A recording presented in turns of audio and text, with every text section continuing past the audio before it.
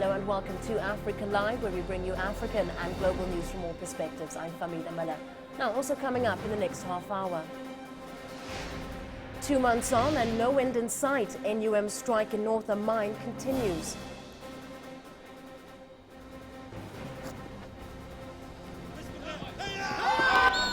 And Kenya's Talcom women's team and Egypt's Sharkia men's team hope to continue their continental reign at a club event. We begin in Egypt, where polls closed Wednesday evening in a referendum on a new constitution. This after 9 people were killed in clashes on the first day of the vote. The 2-day votes, widely expected to pass the new constitution with a high turnout, seen as key to a likely presidential bid by Army Chief General Abdel Fattah al-Sisi. The military-installed interim authorities say the new constitution provides greater protections for freedom of speech and women's rights. However, the Islamist opposition called a boycott.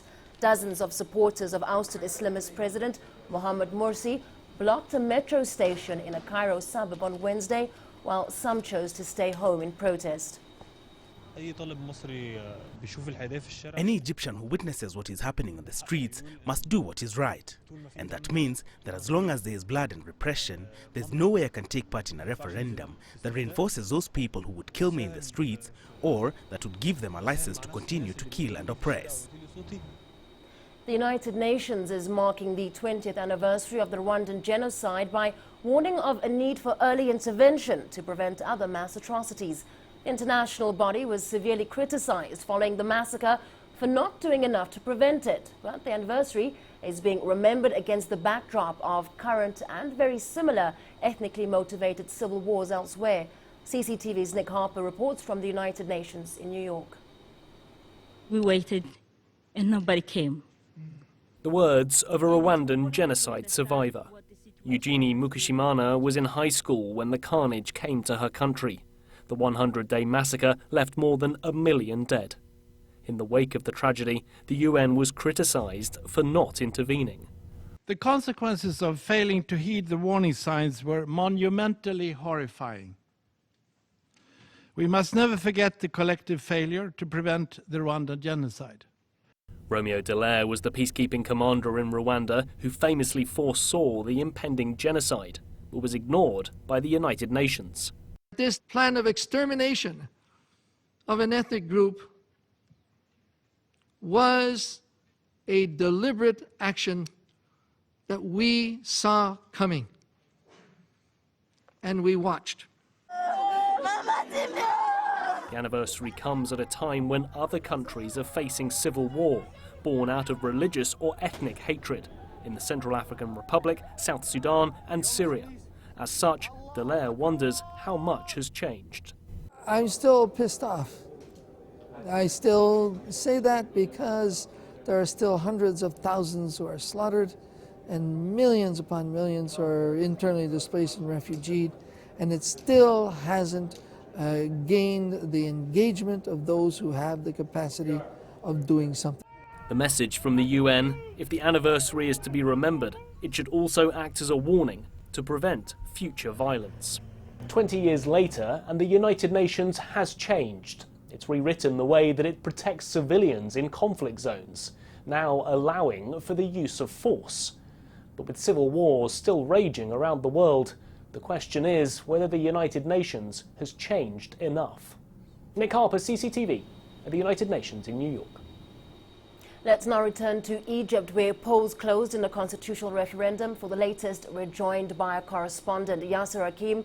He's live in the Egyptian capital, Cairo. Yasser, vote counting is now underway. What's the latest? The latest is that the results are being announced, but unofficial results. It's not yet officially announced, but the turnout, around 95% have said yes so far, and the turnout is around 45% of voters, and that's according to the government, that's considered a success. If they try to compare between this year's constitution and last year under the presidency of Mohamed Morsi, the former president, it was around 33% turnout with 64% saying yes. So 90% saying yes is much higher and the turnout is around 10 to 15% more. So, but still, the official results will not be expected until at least a few hours or maybe on Friday. All right, yes, I want to ask you about what this means for General Sisi in terms of his possible bid for the presidency. Does the constitutional turnout have any say in what might happen? Well, that's the whole concept of the government trying to push Egyptians to go and vote, or trying to convince them to go and vote, is that it's trying to know a message or get a message through that the Egyptians are supporting the ouster of the former President Mohamed Morsi and also the new roadmap. There are calls for a Sisi to run for presidency. He has not yet confirmed if he will do so. There's still a decision to be made by the president, Adli Mansour, and that is to announce the presidential and parliamentary elections. That takes around 30 days, but I think, and I'm sure actually, that he will not wait for the 30 days, maybe a few days. He will announce the elections for the president. But it is endorsement of El-Sisi. If he thinks he wants to run for presidency, this will be a sign of support for him.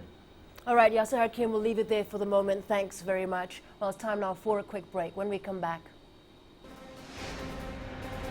The situation that I've seen in Bentiu is an illustration of the horrors of such a situation. UN top officials visit the town of Bentiu and expresses concern about the human rights situation.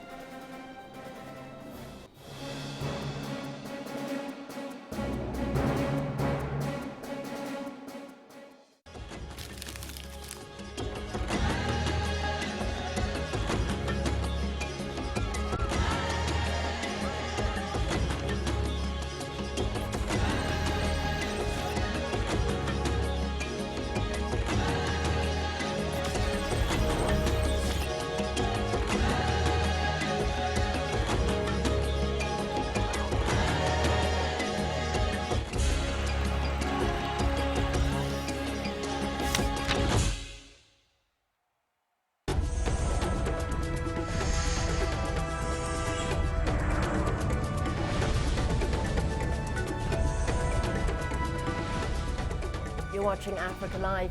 A United Nations human rights official has described the situation in South Sudan as appalling. UN Assistant Secretary General for Human Rights, Ivan Simonovic, visited the northern town of Bentiu to assess the human rights situation following fighting between the army and rebels. He said the UN is very concerned by civilians being targeted because of their ethnicity. South Sudan's army said it had regained Bentiu on Friday. It's now a ghost town with a number of corpses left on roadsides. Meanwhile, the UN mission in South Sudan says the first group of 25 Nepalese military reinforcements arrived in the capital, Juba. A 350-member Nepalese battalion is expected to be in South Sudan by the end of the month. The situation that I've seen in Bentiu is an illustration of the horrors of such a situation.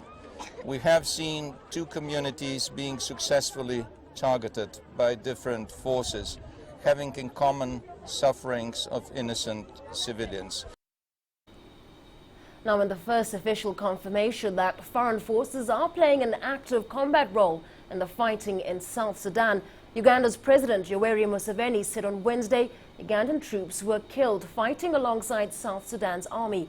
Ugandan troops were deployed in the country 5 days after fighting began last month, both to support President Salva Kiir and to help evacuate its citizens. Uganda's parliament endorsed the decision to send troops to South Sudan, with the defense minister saying the army had helped avert, quote, genocide. No announcement has been made as to how many and for how long. Uganda is a major trading partner for the world's newest state. Over 40,000 South Sudanese refugees have fled into Uganda since fighting broke out. The African Union has joined attempts to persuade South Sudan's warring parties to sign a peace deal. Officials from the AU's Peace and Security Council have been meeting on the crisis in Addis Ababa and are urging the two sides to settle. So far, though, there's no sign of a ceasefire. CCTV's Gurum Chala has more. 2 weeks to the day since the South Sudanese delegates gathered here, and the ceasefire remains elusive. The two sides remain stuck on the issue of the 11 rebel sympathizers held in Juba. Mediators have so far drawn a blank. They're hoping for a deal soon and warning of consequences. I expect the signing of the cessation of hostilities and the implementation of the mechanism in the coming days. Failing that would definitely be very costly first and foremost to the people of South Sudan, and costly next to the government of South Sudan. The people already are paying a high price. Thousands dead, more than 400,000 displaced. The government, though, has shrugged off threats of sanctions or cuts in aid. Even repeated calls from the Chinese government for peace so far has made little obvious impact. CU Mesfin says there is no deadline for these talks and that mediators will redouble their efforts. Grumjala CCTV, Addis Ababa, Ethiopia. China says it's among the first countries to provide humanitarian assistance to South Sudan. This is according to the Chinese ambassador to Ethiopia. He says China will continue to provide aid to the country, adding that more needs to be done to solve the worsening humanitarian crisis. The Chinese ambassador called on both sides to reach a ceasefire deal. Any assault on civilians which will cause casualties should be stopped. That's why we say we need immediate cessation of hostility and stop of violence. Let's now take a look at other stories making headlines. We begin in Nigeria, where 19 people were killed in a car bomb attack in the northeastern city of Maiduguri. The attacks raise questions about Boko Haram's capacity to strike urban centers despite military claims to have the militants on the run.